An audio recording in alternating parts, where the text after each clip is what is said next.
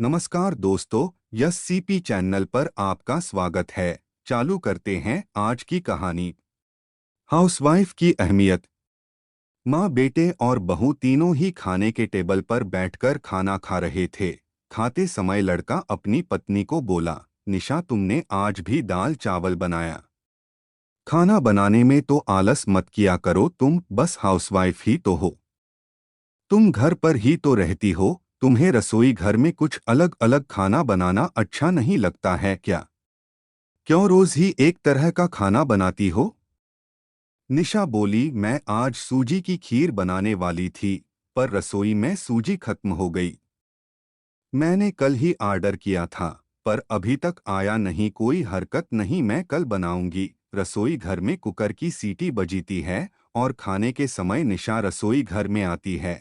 रसोई घर से वापस आते वक्त डाइनिंग टेबल पर बैठकर निशा बोली कि मैंने कुकर में आलू डाले हैं, शाम को मैं आलू के वड़े बनाने वाली हूँ। यह सुनकर उसके सास को भी खुशी हुई। सागर बोला, अच्छा है, तुम दोनों को तुम्हारी पसंद की चीज बनाने में और खाने में बहुत मजा आता है। ऐसे में दरवाजे की बेल बजी। निशा वापस खाने के टेबल पर से उठी और दरवाजा खोला। डिलीवरी बॉय सूजी लेकर खड़ा था। पार्सल लेकर निशा वापस खाने के टेबल पर खाना खाने के लिए बैठी। तभी माँ सागर से बोली कि तूने अगर दरवाजा खोला होता तो फिर क्या होता? बेचारी ठीक से खाना भी अच्छे से खा नहीं सकती। तो बेटा बोला, सॉरी, मैं उठ नहीं सकता, मुझे ऑफिस जाने के लिए देर हो रही है। फिर रूम में चला जाता है। वो निशा को आवाज देता है, मेरी फाइल मिल नहीं रही है, तुम ढूंढ कर दो निशा। फिर एक बार खाने की टेबल से उठने वाली थी और उसके तरफ जाने वाली थी, तभी सास ने उसे रोका, छोटा बच्चा नहीं है वो, खाओ तुम खाना। थोड़ी देर बाद रूम से सागर की आवाज आई, फाइल मिल गई। सास और बहू दोनों ही खाने के टेबल पर एक दूसरे की तरफ देखकर हंसने लगी। सागर ऑफिस जाने के लिए निकल गया। निशा ने सारा काम खत्म किया। रात को आलू वड़ा खिचड़ी भी बनाई। खाना देख सागर और सास खुश हो जाते हैं। निशा सब काम निपटा के सो जाती हैं। दूसरे दिन सुबह सागर उसके बेडरूम में फाइल ढूंढ रहा था और वह फाइल ढूंढने की वजह से बेडरूम पूरा अस्तव्यस्त कर दिया। सागर अकेले में बड़बड़ा रहा था, इस घर में कभी भी कोई चीज समय पर नहीं मिलती है।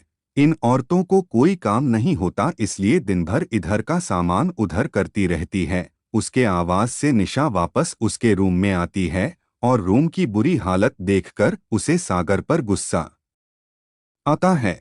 वह सागर को पूछती है, आप क्या कर रहे हो? तभी सागर बोलता है, मैंने तुम्हें पिछले दिन दी हुई फाइल कहाँ पर है? निशा तुरंत वह फाइल बाहर निकालती है और वह सागर को दे देती है। निशा सागर को कहती हैं, इतना सारा सामान बिखरने से पहले मुझे एक बार पूछा तो होता। कितना सामान बिखरा पड़ा है, मैं क्या दिन भर यही काम करती रहूं क्या?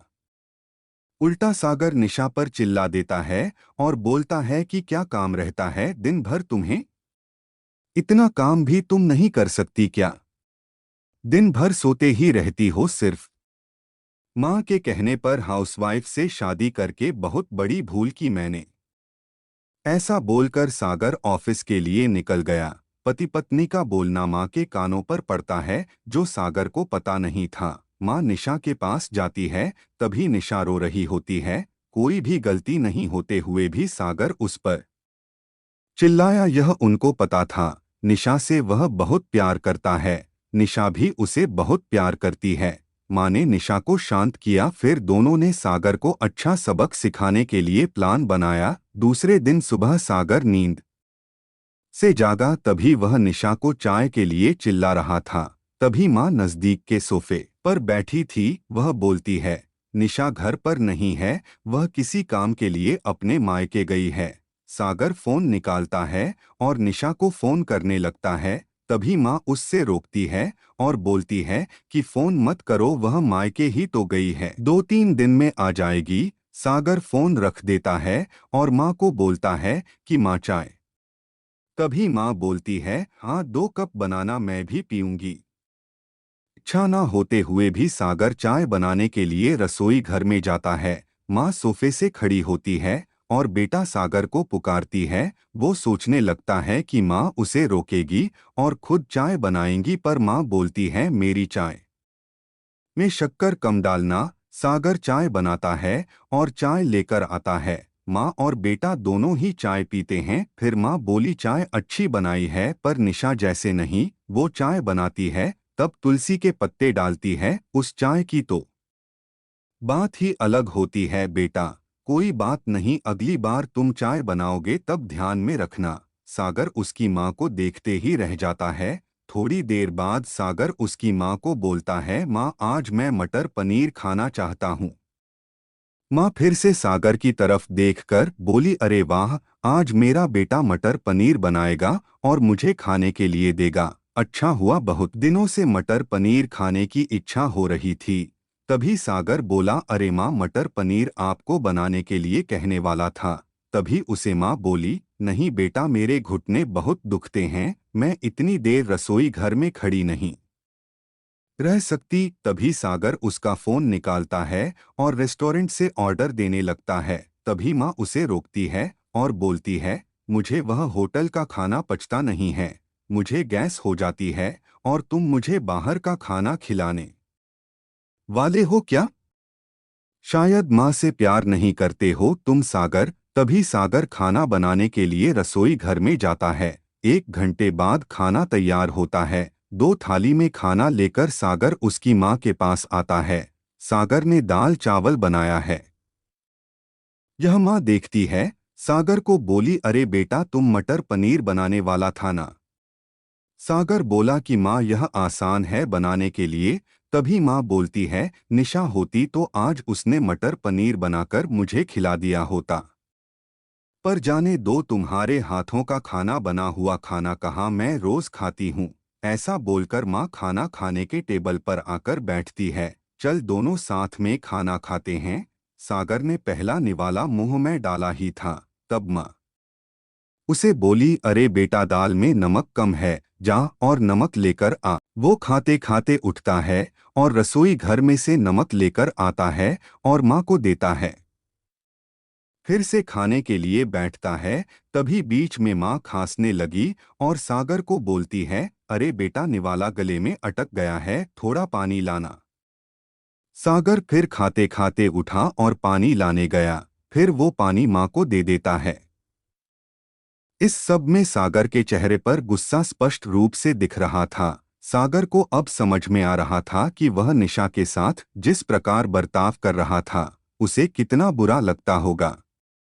वो यह सब खुशी से करती थी, उसके चेहरे पर कभी भी कोई शिकायत नहीं दिखी। वह सोचते सोचते खाना खा रहा था। माँ यहीं पर नहीं मानी। खाना होने के बाद माँ सागर को बर्तन धोने के लिए कहती है और माँ उसके रूम में आराम करने चली जाती है। माँ उसे परेशान करने का कोई मौका नहीं छोड़ती।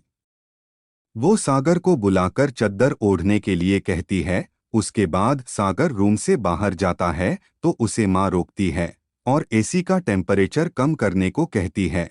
अब इन सभी कामों की वजह से वह चीड़ चीड़ करने लगता है, लेकिन कुछ भी नहीं बोल पाता। दूसरे दिन सुबह जल्दी उठ जाता है। उसे ऑफिस जाना होता है, इसीलिए वह जल्दी सब्जी काटता है, पर उसका ध्यान सब्जी की तरफ नहीं होता। वह निशा का विचार कर रहा होता है।